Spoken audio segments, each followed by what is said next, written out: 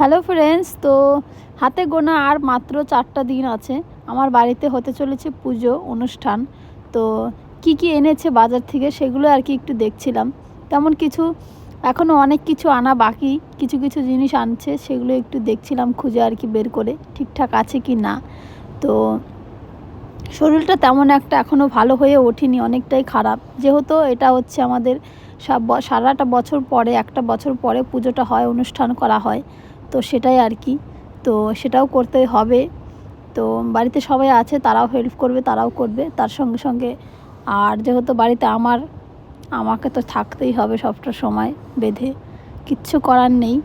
তো দেখো, এখানে আমার সাথে আমার মেয়ে বের করে দিচ্ছিলো কি আনছে না আছে তাই।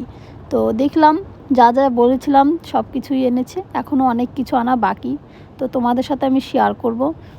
আর তোমরা সবাই কেমন আছো অবশ্যই কমেন্টে জানাবে।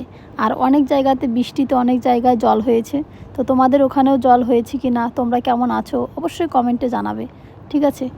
আর আজকে হচ্ছে শ্রাবণ মাসের শেষ সোমবার। তো অনেকেই পুজো করছো, অনেকেই ব্রত রেখেছো।